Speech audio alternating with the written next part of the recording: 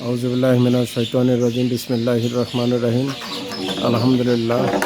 আল্লাহর দরবারে লাখ কোটি শুকরিয়া যে আল্লাহ সুবহানাহু তাআলা আমাদেরকে সুস্থ রাখছেন। দর্শক আসসালামু আলাইকুম ওয়া রাহমাতুল্লাহ ওয়া বারাকাতুহু।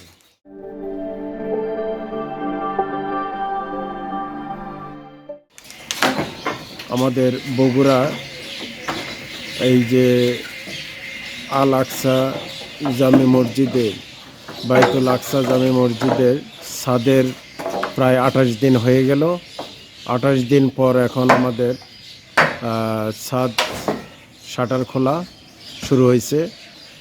তো ইনশাল্লাহ এরপরে আমাদের যে কার্যক্রম, ইট নিয়ে আসে, গাঁথা, চতুর্থ সাইডে গাঁথার কাজ, মাজার কাজ, তারপরে বাকি পর্যায়ক্রমে দেখতে পারবেন। দর্শক দেখতে থাকুন।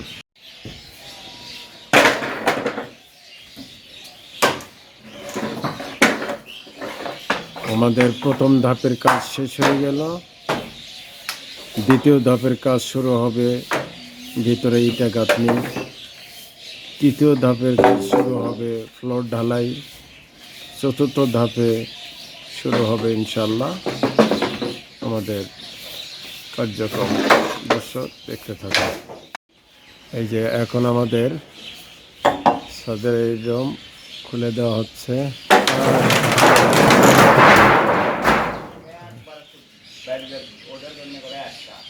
দাও, আর একটা বাড়ি দাও। না না, ওর নিচে যায় না, দাও, বাড়ি দাও।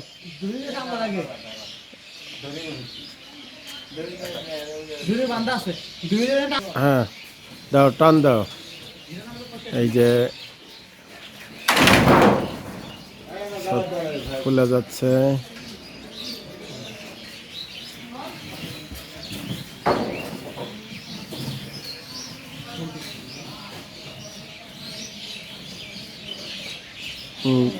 দাও, টান দাও।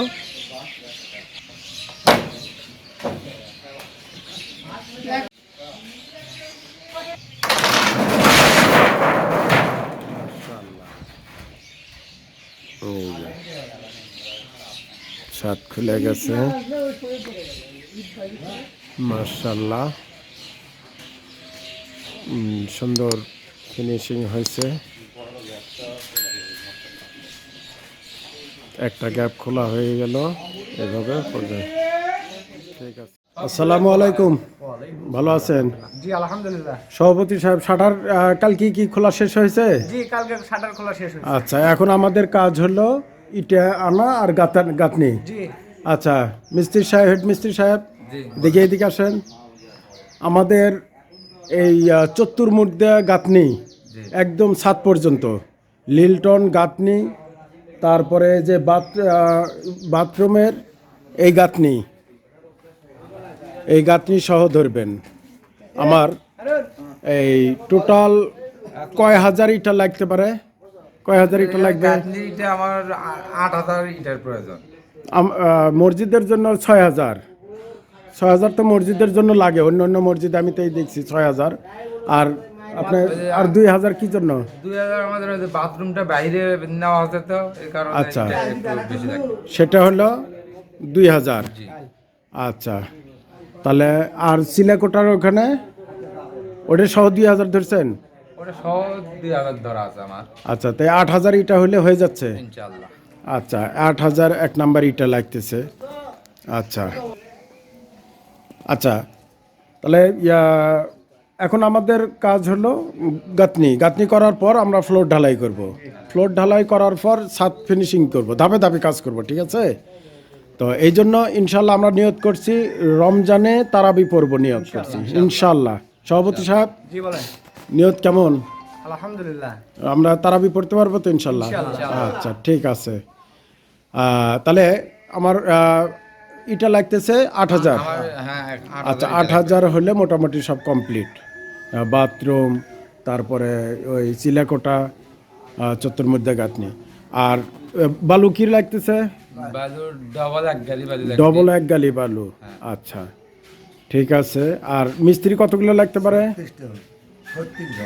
36 জন মিস্ত্রি লাগবে আমার। লেবার মিস্ত্রি 36। 36 জন। আচ্ছা, তোমরা তো বলো, কিন্তু পরে দেখা যায় যে আরো বলো যে লাগতেছে, হচ্ছে না। কাজের প্রতিদিন তো আচ্ছা, একই আর কি মানুষের খরচা আছে শরীর আমার চলে না। এইদিকে? লিল্টনের কিছু রড লাগবে। হ্যাঁ, লিল্টনের আচ্ছা, লিল্টনের সময় রড কীরকম লাগতে পারে চতুর্পাশে? প্রায় 200 কেজি লাগবে। 200 কেজি রড। আচ্ছা, ঠিক আছে, এগুলোর সম্পূর্ণ লেখে আমাকে একটু দিয়ে দাও। আর আমি ভাটায় পরিচিত ভাটা আছে, ফোন করে দিচ্ছি, এটা এসে পড়ে যাবে। ঠিক আছে। তবে এখানে একটা জিনিস একটু খরচা বেশি চাচ্ছে ভাটার থেকে, সেটা হচ্ছে আপনার এই মসজিদ পর্যন্ত গাড়ি আসতেছে না। হ্যাঁ হ্যাঁ গাড়ি আসলে আমার 11,500 টাকা পিক ইটে 1 নাম্বার পৌঁছায় দিয়ে 11,500, কিন্তু বলতেছে ভিতরে ভ্যান দিয়ে যদি নিয়ে আসা হয় তো তাহলে আমাদের কনভেন্স বেশি পড়ে যাইতেছে, 12,200 করে চাচ্ছে। তো এর আগে আমরা নিয়ে আসলাম পিকেট 12,000, কত পড়ছে? 200ই, 12,200। ক্রিকেট আর 1 নম্বরের একই rate। না, একই রেট, কিন্তু এই যে ভিতরে কনভেন্স। আজ আবার চলে আসলাম আমরা 4র্থ নাম্বার মসজিদ, বগুড়া আল আকসা বাইতুল আকসা জামে মসজিদে।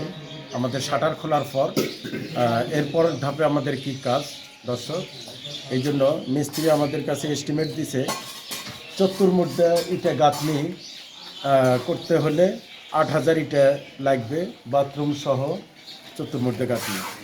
8,000 ইটার দাম আসতেছে 11,500 টাকা করে, 92,000 টাকা। ভাড়া আসতেছে হলো 4,800 টাকা। ডাবল গাড়ি এক গাড়ি বালু আসতেছে 6,000 টাকা। মিস্ত্রি 18টা মিস্ত্রি 800 টাকা করে, 14,400 টাকা। লেবার 18টা 600 টাকা করে, 10,800 টাকা। রড, লিল্টনের রড 10 মিলি রড 200 কেজি, এটা দিছে হলো 90 টাকা কেজি হিসেবে 18,000 টাকা। লিল্টনের শাটার কাঠ ভাড়া 2,000 টাকা। সিমেন্ট 45 ব্যাগ 530 টাকা ব্যাগ, 23,850 টাকা। আর লিল্টন ঢালাইয়ের জন্য খোয়া লাগবে 5,000 টাকা। এই 1,76,850 টাকা, 1,76,850 টাকা আমাদের সামনে এই কাজের জন্য প্রয়োজন। তো আল্লাহর ঘর মসজিদে যারা যারা দান করতে চান, দান করতে ইচ্ছুক, এ যাবৎ যারা করে আসছেন, এবং সবারই দানকে আল্লাহ পাক কবুল ও মঞ্জুর করুন। এবং সামনে যে কাজের জন্য যে টাকার দরকার, এই টাকার জন্য কেউ যদি সহযোগিতা করতে চান এককভাবেও করতে পারেন, এবং যদি অল্প অল্প করে কেউ সহযোগিতা করতে চান আমাদের স্ক্রিনের নাম্বারে যোগাযোগ করে আপনি টাকা ছাড়বেন ইনশাল্লাহ। আল্লাহ পাক আপনার এই টাকা উত্তম জাযাকাত দান করবেন এবং সদকা হিসেবে আল্লাহ পাক যেন কবুল করেন। আমিন।